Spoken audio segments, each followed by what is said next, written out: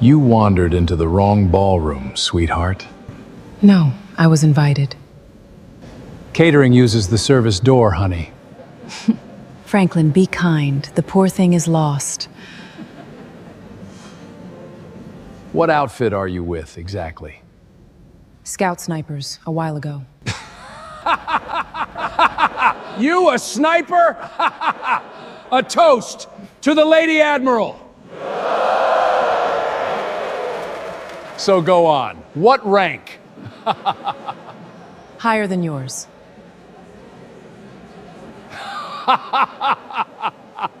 Have you ever watched a powerful man laugh at the one person he should have been saluting? In the next few minutes, you will watch that admiral realize who the woman in green really is, and what the halo inked on her wrist truly cost her. Comment where you are watching from. Drop a like, and let us rewind. To understand why an admiral's face went white in front of 300 people, you have to leave that ballroom. You have to drive 400 miles from the marble and the chandeliers, out past the highways and the strip malls, to a small town in the hills where nobody has ever heard the name Saint. There is a hardware store on the corner of the main street there. It sells nails and paint and garden hose. And it is run by a black woman in her 40s named Bridget Rhodes. The people in that town will tell you she is the calmest person they have ever met. She keeps the shelves neat. She fixes the broken things folks bring her, and half the time forgets to charge them. When old Mr. Alvarez came in last winter, unable to work the new lock on his door, she closed the register, drove to his house, fixed the lock, and drove back.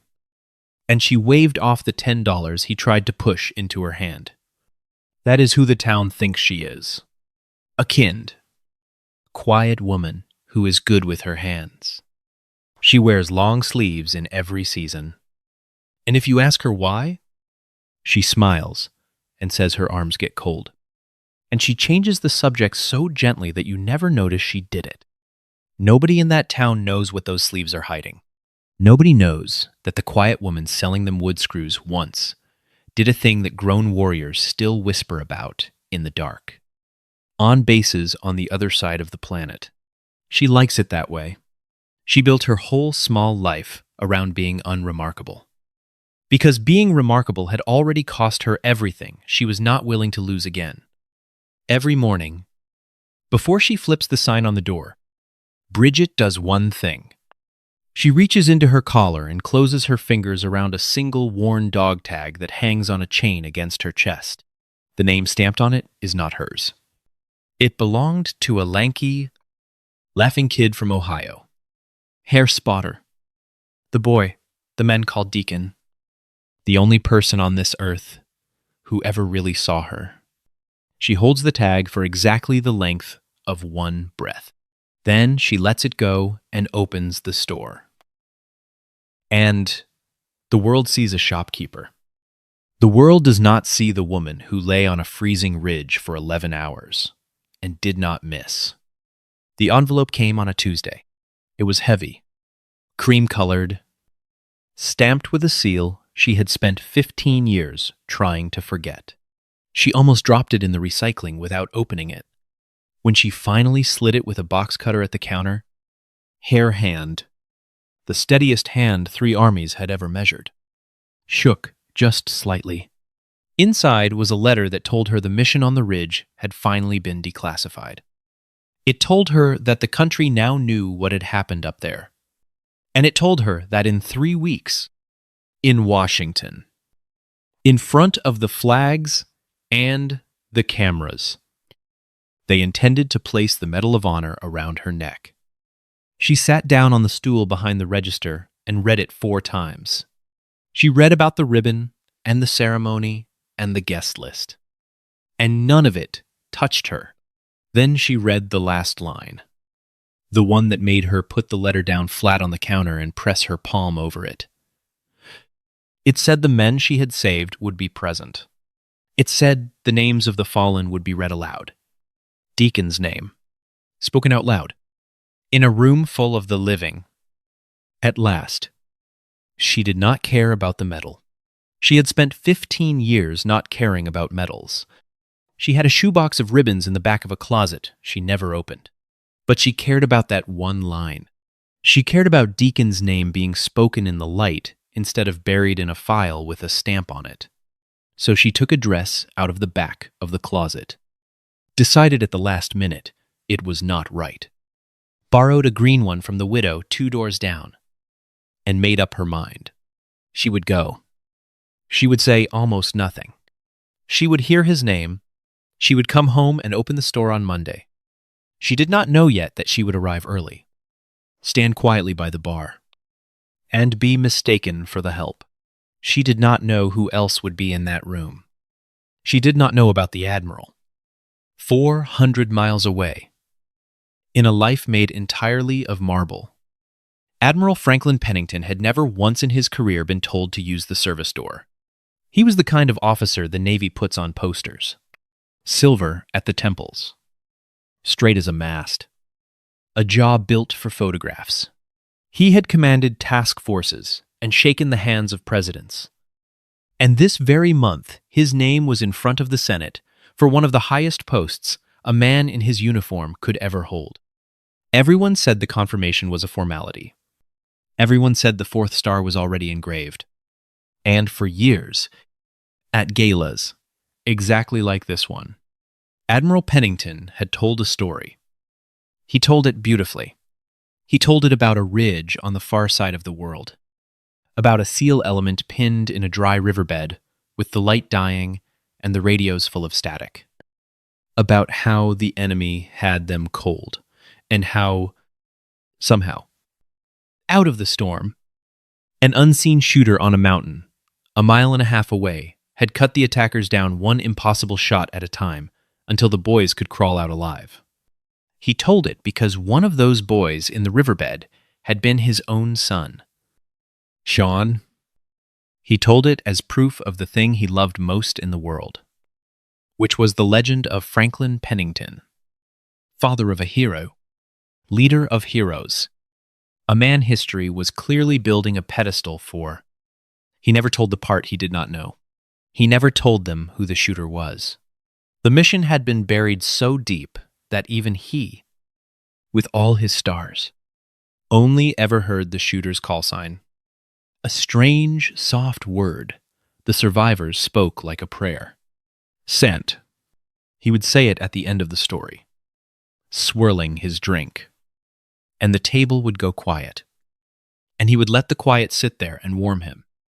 In 15 years, it had never once occurred to Admiral Pennington to go looking for Saint. It had never occurred to him that the person who saved his son might be waiting somewhere in long sleeves, holding a dog tag that was not her own. The legend was useful exactly the way it was. Faceless and grand. A spotlight that happened to fall on him. So when he walked into that ballroom tonight, glowing, untouchable, 3 weeks from his 4th star, and saw an unfamiliar black woman standing alone by the bar in a green gown, he did not see a hero. He saw someone who did not belong in his room, and he decided, the way powerful men decide 100 small cruelties a day, that it would be amusing to remind her of that. He had told the story of Saint 100 times. He had never once imagined she would be standing 3 feet away, holding a glass of water, while he told her to find the service door. 15 years before the emerald gown, before the hardware store, before the long sleeves. There was a mountain with no name that mattered. In a valley, the maps barely bothered to label. It was the kind of place countries send their bravest children to, and then classify so thoroughly that the bravery never officially happened. Bridget Rhodes was a Marine Scout sniper then, and she was already something the older instructors did not have a word for. She did not shoot the way other people shoot. She shot the way other people breathe, without deciding to. Without effort, you could see wind, drop, the slow spin of the earth. The small lie, a mirage, tells you about distance. She solved all of it somewhere below thought. And the round went exactly where the math said it would. Every single time. Until the men around her stopped calling it skill and started calling it something closer to grace. There were instructors who volunteered to spot for her, just so they could tell people. Years later, that she had a spotter named Deacon. He was a lanky, freckled kid from Ohio who talked constantly and laughed at his own jokes and could read wind through a spotting scope like scripture. He was the only person on the planet who was not a little afraid of her. And because of that, he was the only person she loved. He kept a running list of the food he was going to eat when they got home. He called her the most dangerous introvert in the hemisphere. One slow afternoon in a hide. Bored out of his mind. He had taken a cheap tattoo needle and inked a tiny mark on the inside of her wrist. A thin ring. A halo. Floating over 2 crossed rifles. He grinned the whole time he did it. Every saint needs a halo, he told her. And you, Rhodes, are the patron saint of bad guys having a very bad day? She had rolled her eyes and called him an idiot. She had also never once, in 15 years, thought about having it removed. The day everything happened. A seal element got caught in a dry riverbed at the bottom of that valley. 9 men. Boxed in, taking fire from 3 sides as the light failed. One of them was a 20-year-old kid on his first real deployment named Sean Pennington. Though Bridget did not know his name and would not learn it for 15 years. What she knew, lying on the ridge 1.5 miles above them, was that the storm was coming. The aircraft were grounded. The radios were drowning in static. And those 9 men were about to die in the dark while the whole world looked the other way. She and Deacon were the only angle. 2 people, 1 rifle, on a freezing shelf of rock, against a valley full of men who wanted those boys dead. So she went to work. There is no honest way to make what she did that night sound small. The range was obscene. The wind came down the valley in gusts that would have thrown any normal shooter's round a full body's width wide. The light was gone. And then the storm swallowed even the stars. And still she read the valley through the scope like a page in a book she had already memorized. Deacon called the wind in a low, steady murmur. Hold half a value. Now, full. Now, hold. And she trusted him with her life and the lives of 9 strangers. And she pressed the trigger. And a man who was about to overrun the riverbed simply stopped being a threat. Then another. Then another. For 11 hours, she held that valley closed by will and mathematics. Her hands went past cold into a numbness that frightened even her. And she flexed them one at a time so she would not lose the trigger. Every time the enemy massed to rush the trapped element, a shot came out of the impossible dark and took the heart out of the charge. There was a moment, hour 8, when a round cracked so close to her head that grit stung her cheek.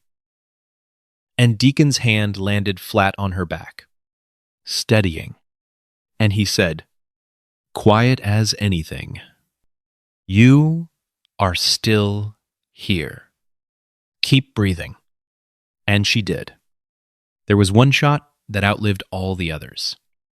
The one the survivors would argue about for years afterward in bars and barracks, because none of them could ever make the numbers work. Near midnight, a heavy machine gun crew set up on the lip of the riverbed, close enough that the first burst would have ended everything. And there was no time and no light, and a crosswind tearing straight down the valley. Deacon breathed the call. Bridget did not aim so much as decide. The gun never fired. The men in the wash heard the crack roll down the mountain a full second after the gunner fell. And one of them, a young man named Sean, put his face in the dirt and wept. because he understood in that instant that somebody up on that mountain was simply refusing to let them die. The seals in the riverbed could not see her. They could not raise anyone on the net, but a soft voice that told them, again and again, in the calmest tone any of them had ever heard, to hold, to breathe, to move on her count. They did not know if the voice was a man or a woman or an angel. On the radio, someone started calling the shooter Saint, because saints are what you pray to when nothing on earth can help you. And the name stuck to her like blood. She did not miss. Not once. Not in 11 hours. Not in wind that should have made it impossible. Not when her vision blurred and her body begged her to stop. 9 men were breathing in that riverbed. And every breath was a shot she had not missed. And then, near the end, the mountain found her. An enemy element had climbed the back of the ridge in the storm, hunting the ghost that was gutting them. They found the hide. Deacon saw them a half-second before she did. And in that half-second, he did the only thing he ever really taught her about war, which had nothing to do with rifles. He put his body between the threat and hers. He shoved her flat and rose up into the danger so she would have the half-second she needed to turn. She ended it. But when the shooting stopped and the wind screamed and she reached for him in the dark, the laughing kid from Ohio was already gone. His hand still closed around his spotting scope, his blood freezing on the rock she had defended. She did not fall apart. She could not afford to. Not yet.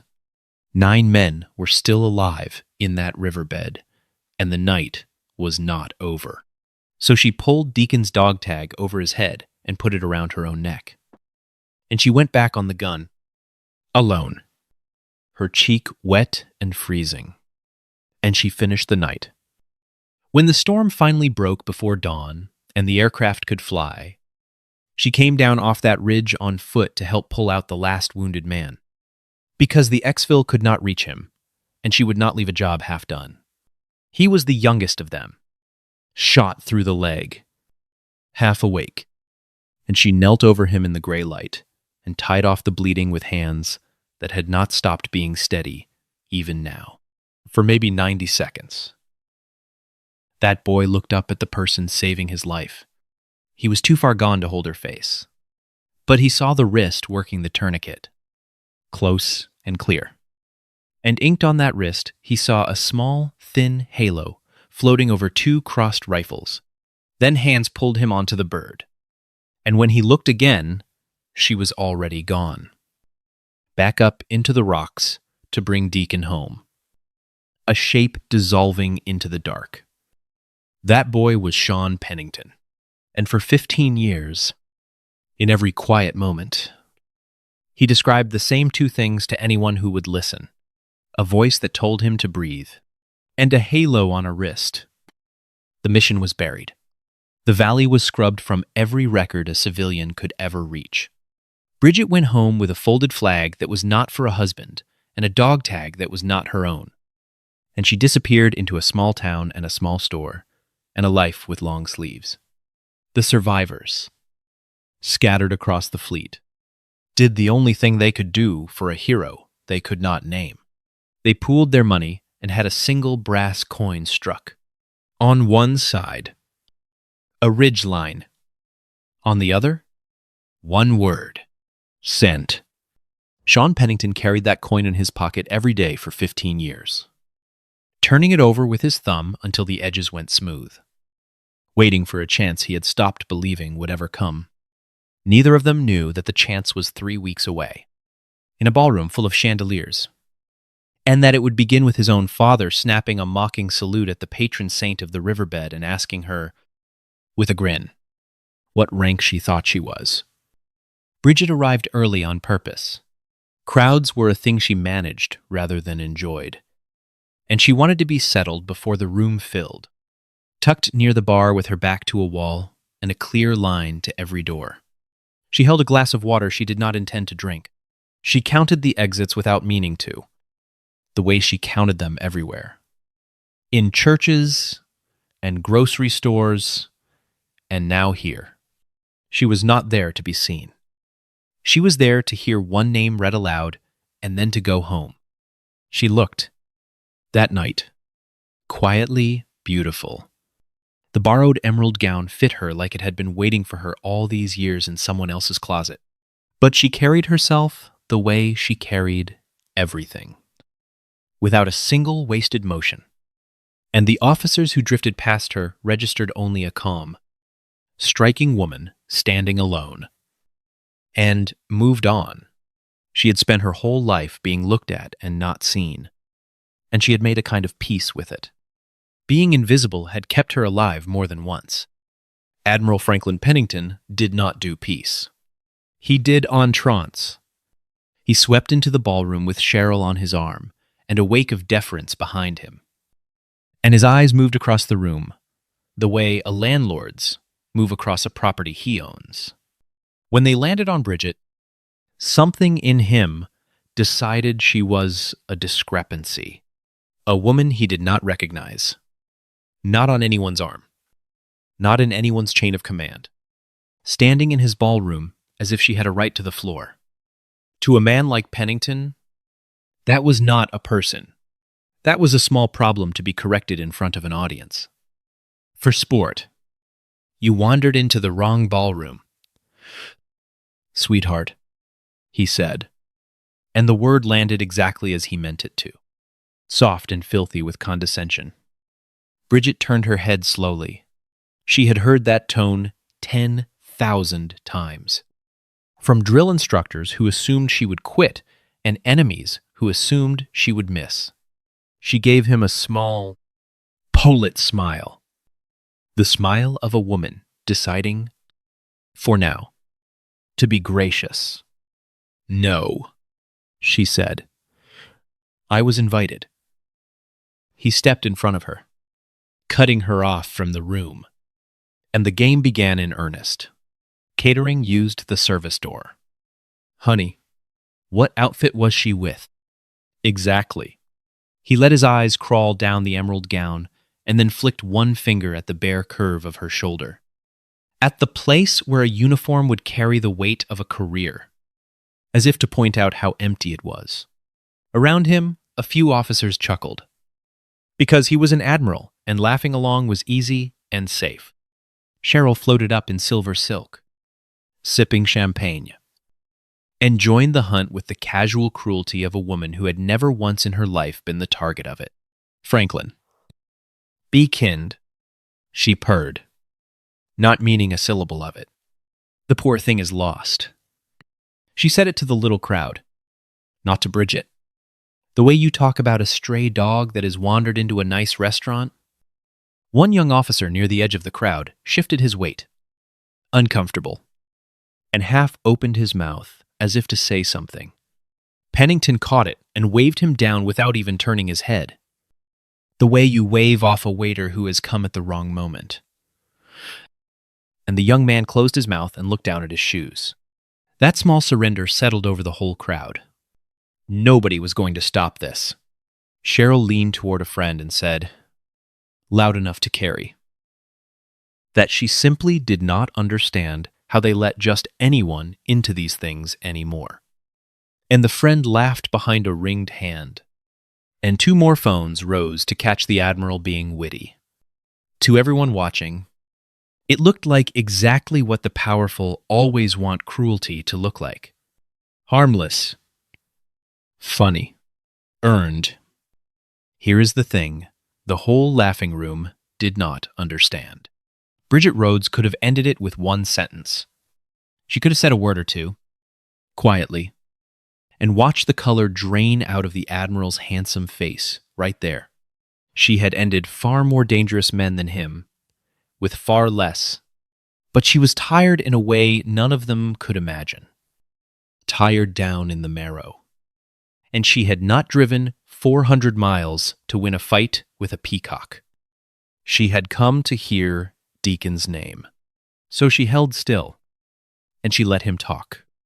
And she paid the toll the way people like her have always been made to pay it. With silence, and a straight spine. Somewhere behind her ribs, the ridge stirred. The cold and the wind and Deacon's hand flat on her back. And she breathed it down the way she had trained herself to. And she stayed quiet. "Scout snipers," she said, when he demanded again what she could possibly have been a while ago.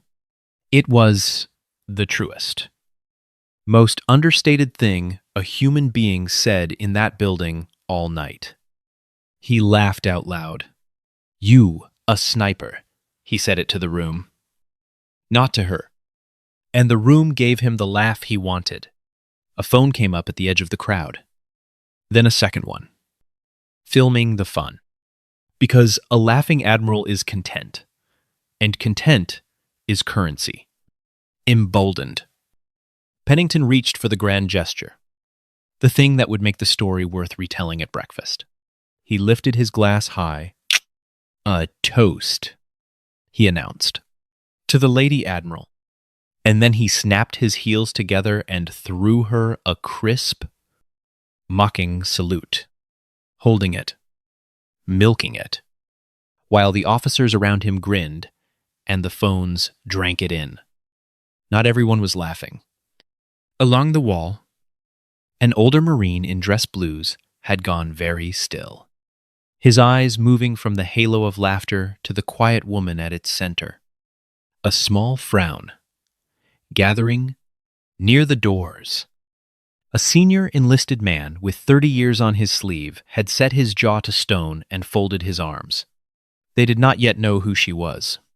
They only knew, the way old soldiers always know, that something about the quiet woman by the bar did not fit the joke being told about her, and that men who mistake stillness for weakness are usually the last ones to find out they were wrong.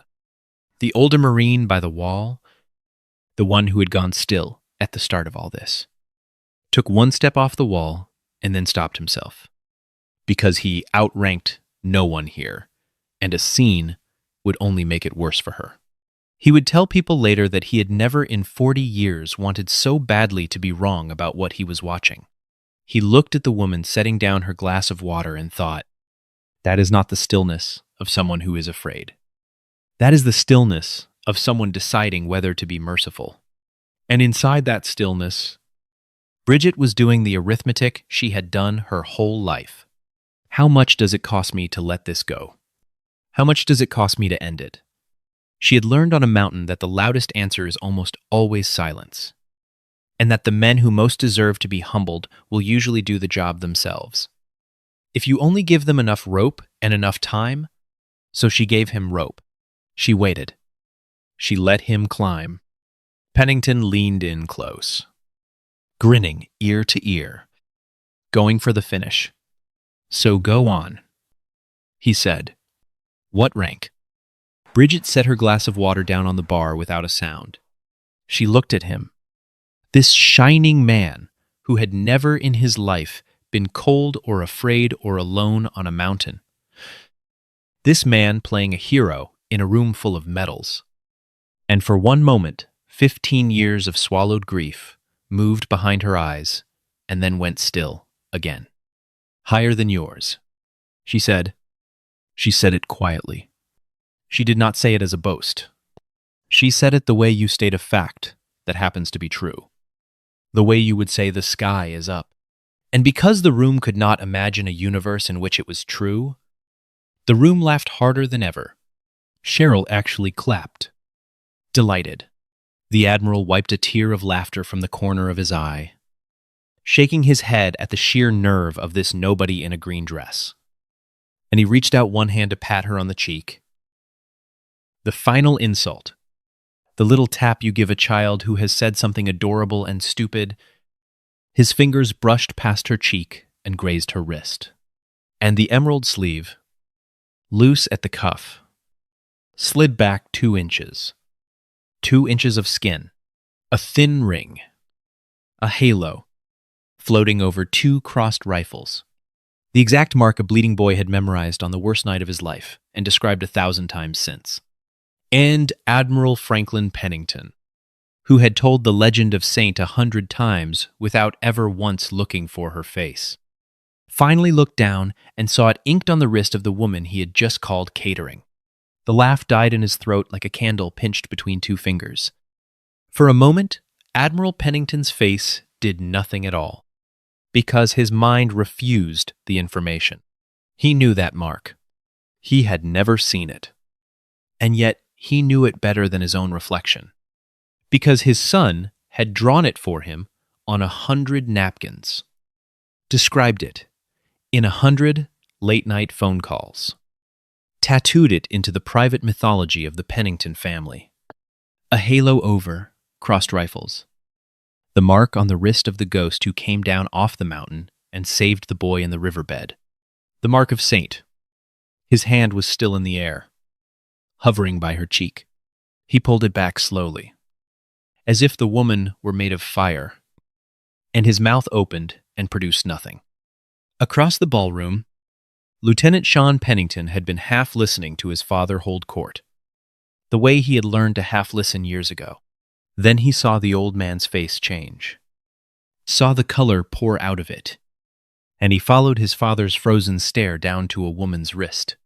And Sean Pennington, decorated SEAL, veteran of the worst places on the map, stopped being an officer and became, again, in one heartbeat, a 20-year-old boy dying in a dry riverbed while a calm voice told him to breathe. He crossed the room without knowing he was moving. People stepped out of his way. He stopped in front of her, and his eyes went from the halo to her face and back, and his mouth worked before any sound came out. Saint, it came out cracked and small. The voice of a much younger man. My God. It's you. It's hair. Every glass in the room stopped moving. Bridget looked at the young man in front of her, at his tears, at the ruined disbelief on his face, and something in her chest that she had kept clamped shut for 15 years shifted half an inch. She had never known his name, but she knew that leg. She had knelt over that leg in the gray light and tied it off with her own 2 hands. And she had spent 15 years not knowing whether the boy at the end of it had lived or died on the flight home. Now, here he stood, whole, grown, wearing the trident, alive. You made it off the ridge, she said quietly. It was not a question. It was 15 years of a wound she never let herself name, closing over at last.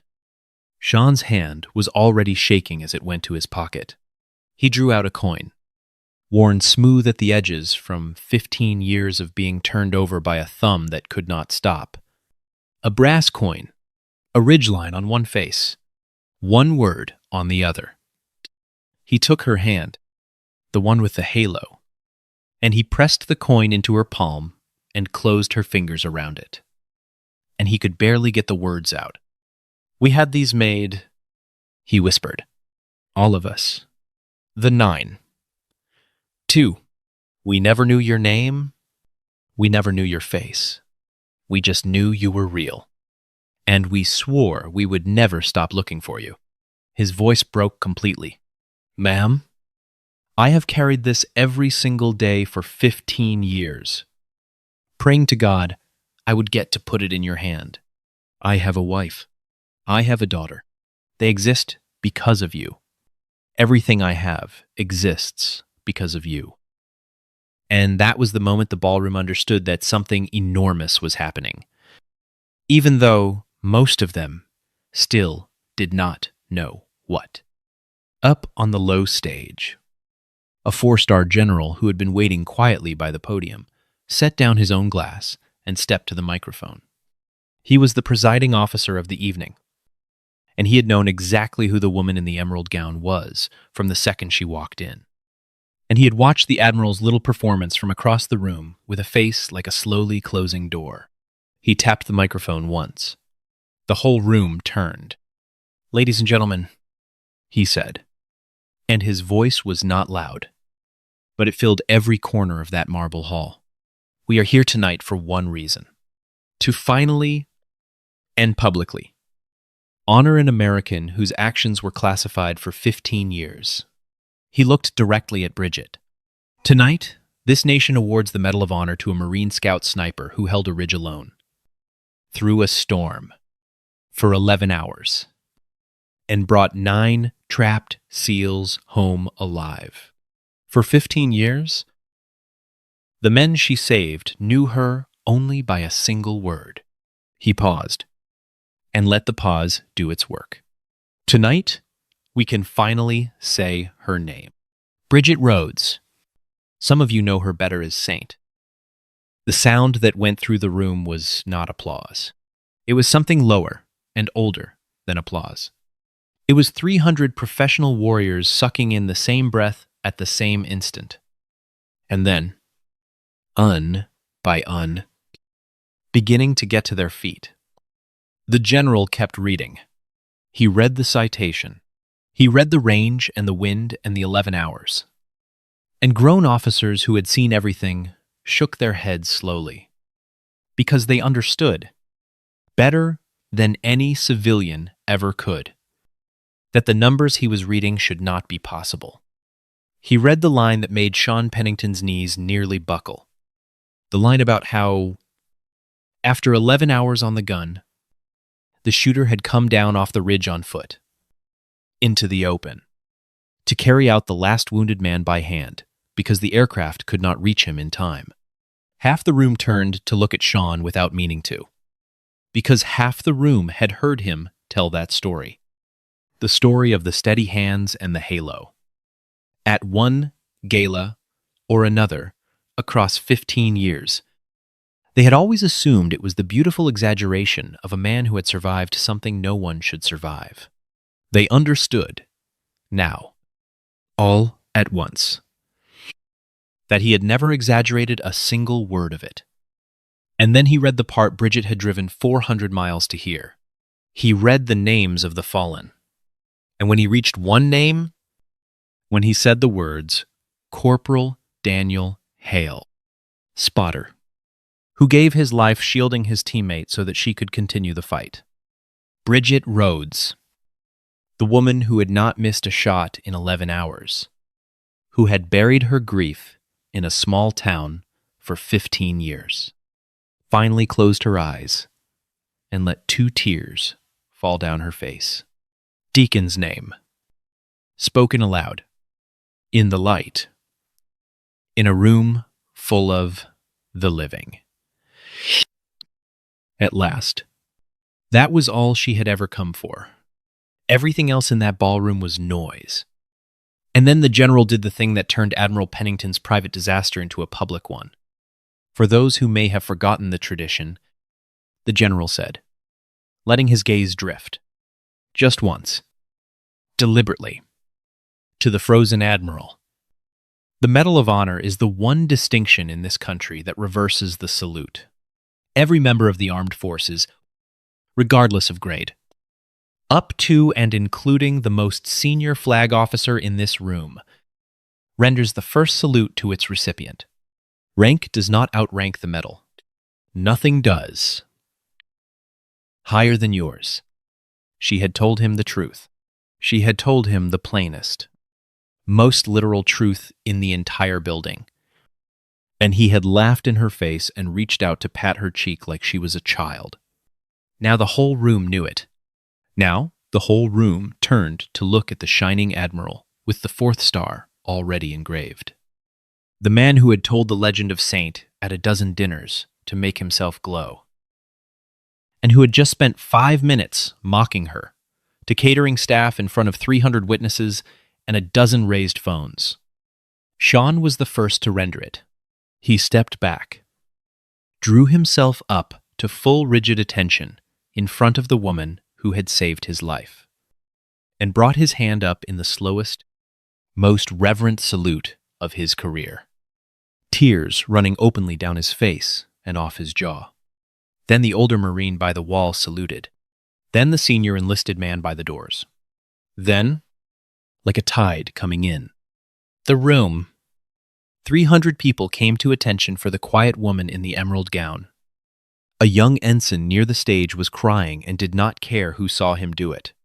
The bartender, a retired chief who had poured drinks at galas like this for 20 years and seen every kind of important person there is, set down his towel and came to attention behind the bar.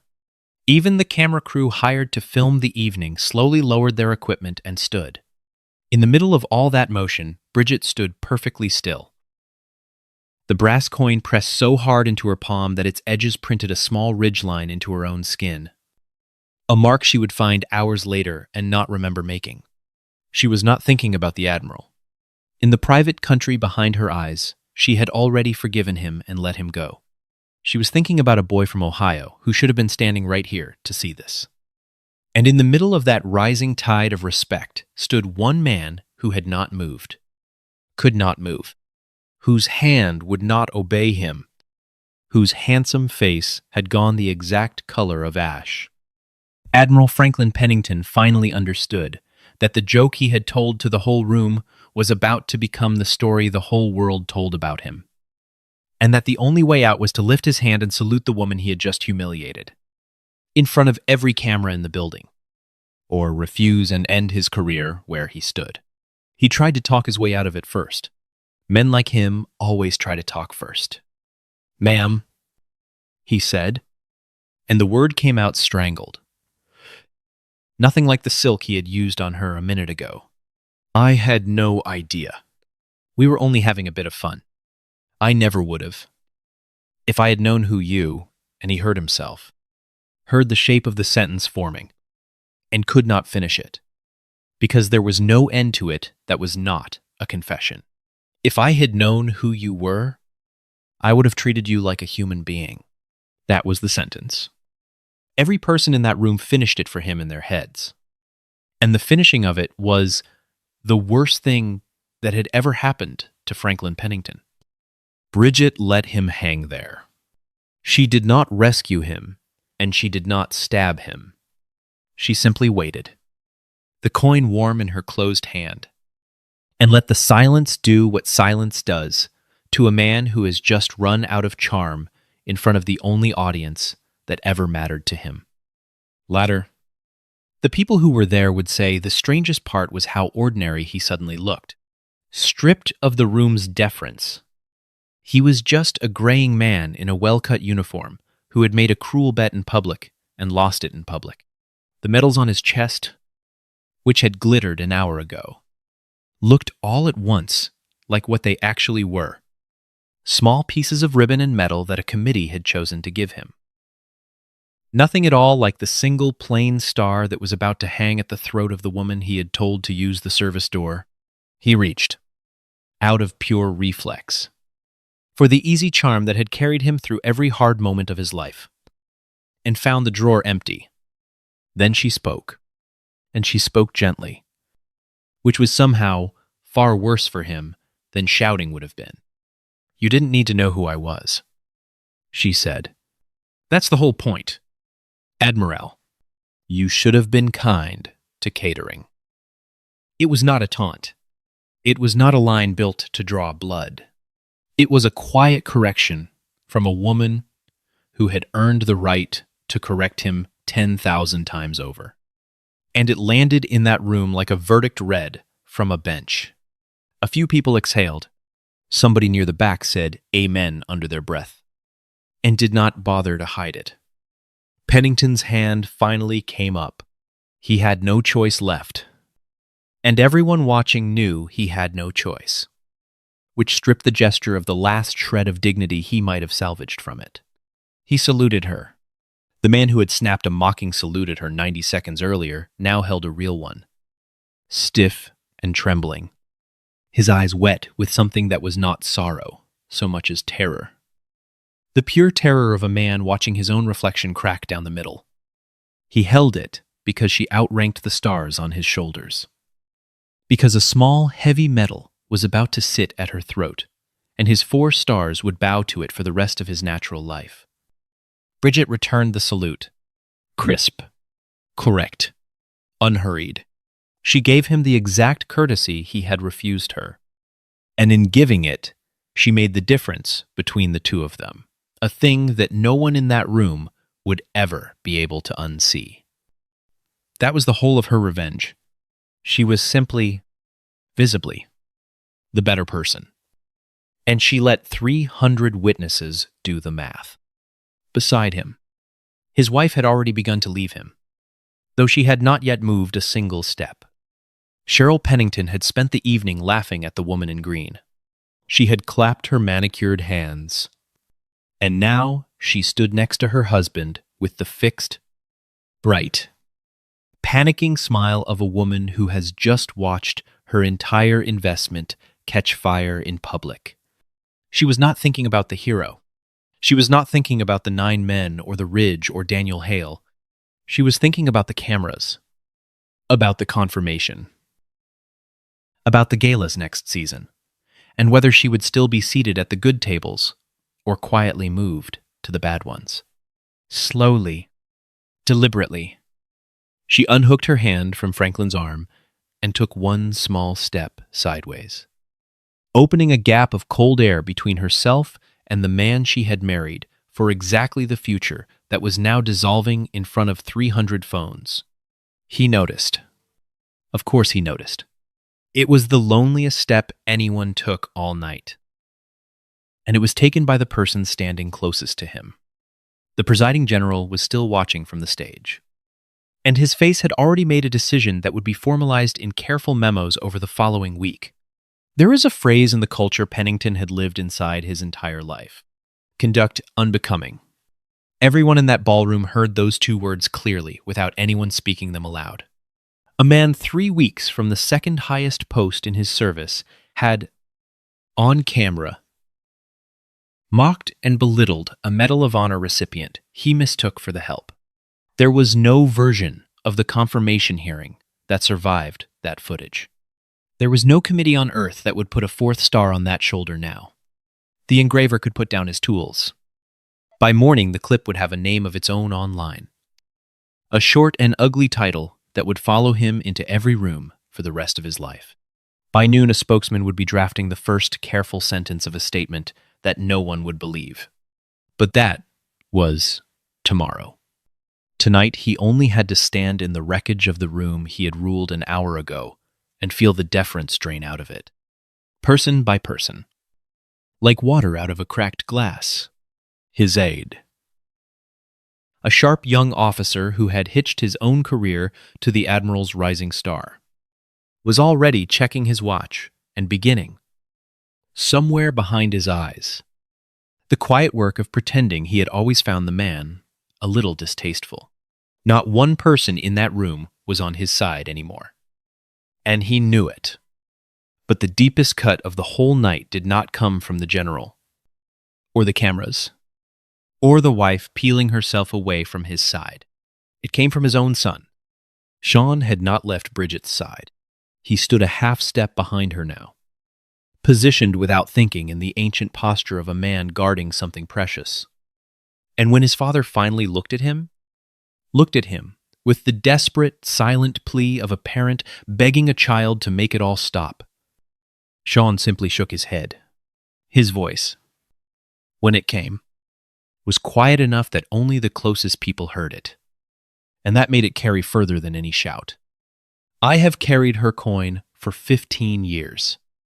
Dad, Sean said, you told her story at dinner parties to make people admire you.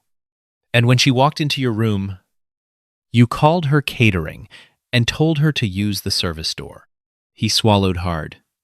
I have wanted to find her my whole adult life, just so I could say thank you to her face. You found her in 10 seconds. And you used her for a laugh.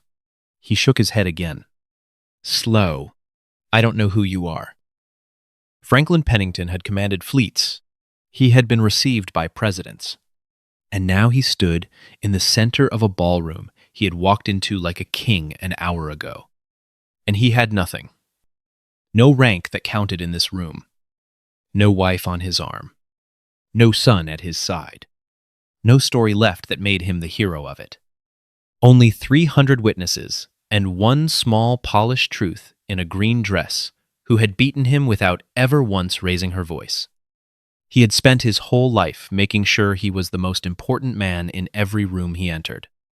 And it had taken one quiet woman, one Hallow, and a single sentence about catering to show him that he had never, not once, understood what importance actually was. They gave her the medal that night the way it was always meant to be given, in front of the flags, with the citation read slowly so that every word had room to land.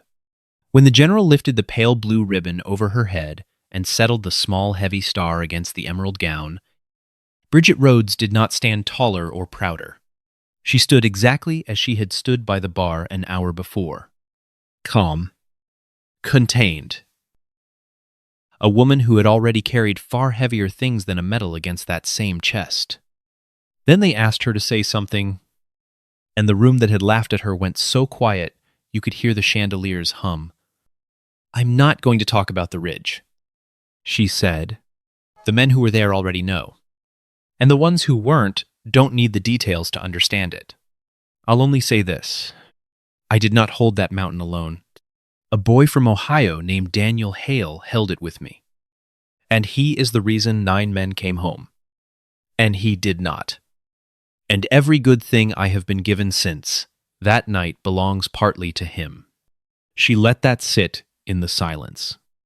People spent this evening surprised that someone like me could be someone like this. I have spent my whole life watching people decide who I am by what I have on. A uniform. A green dress. An apron. So here is the only thing I know for certain after all of it. The person you look right through in the room.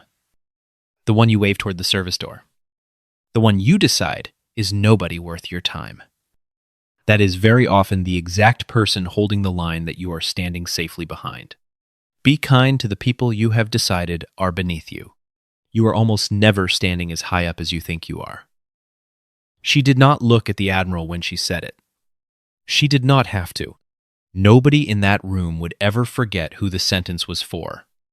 In the weeks that followed, the story went where such stories go now. Everywhere. All at once. The footage of a beaming Admiral mocking a Medal of Honor recipient he had mistaken for catering, and then being forced to salute her while his own son wept openly beside her, became the kind of thing the whole country watched and argued about over dinner. Admiral Franklin Pennington's name was quietly withdrawn from consideration for the post everyone had sworn was already his. There was a review. There was a statement full of the word regret. There was, in the end, an early retirement dressed up in language designed to sound like a choice. The 4th star was never engraved. Cheryl did not stay for the part where the invitations stopped coming. She was gone by spring. And the grand house went on the market. And the man who had once walked into every room like a king learned what it was to walk into a room and watch it go quiet, for reasons that had nothing at all to do with awe. Bridget did not celebrate any of it. That was never what she had come for. What she did was drive to a small house in Ohio where a gray-haired woman still kept a bedroom exactly the way her son had left it 15 years before. Bridget sat at that woman's kitchen table for a long afternoon and told her, in detail, for the very first time, exactly what Daniel had done on the ridge, how he had read the wind like scripture, how he had kept a running list of the meals he was going to eat when he got home, how he had put his body between the danger and hers without a heartbeat of hesitation, and died a spotter's death, watching over someone else to the last. And then Bridget took the worn brass coin that Sean had pressed into her palm, the one the 9 men had carried for 15 years, and she closed it into the mother's hands. "They made this for the person your son saved," she said, "so it belongs with the person who made him." She started something with his name on it, the Hale Fund, for the families of the men and women who serve in the quiet places and come home to nothing, or do not come home at all. In its first year, the Hale Fund put the daughter of a fallen reconnaissance Marine through her first year of college. paid off the medical debt of a spotter, who came home in pieces the country never bothered to count, and quietly covered a funeral for a family that could not afford to bury their own son. None of it ever made the news. Bridget preferred it exactly that way. The whole point, she told Sean, was to be the thing that shows up in the dark when nobody is watching and nobody will ever know. Because she had been saved by exactly that kind of thing once, on a mountain. And she intended to spend the rest of her life paying the debt forward, one quiet name at a time. Sean Pennington runs it alongside her now. He still calls her ma'am. She still tells him to stop. He never will. He brings his daughter to the hardware store on Bridget's birthday every year. And half the town has finally started to wonder about the calm woman who sells them wood screws. And she has slowly, at long last, stopped minding if they find out. She still wears long sleeves most days.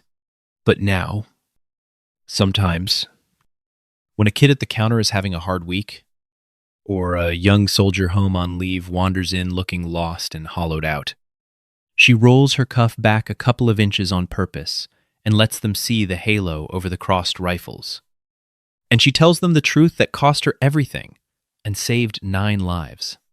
That the quiet ones are watching over them. That the overlooked ones are so often the ones holding the line. That you never, ever know who is standing right next to you at the bar. A strange and wonderful thing happened in the months after the video spread. Bridget started getting letters, not from admirals or reporters, but from the invisible people. A janitor who had mopped the same office floors for 30 years. A home health aide nobody had ever once thanked.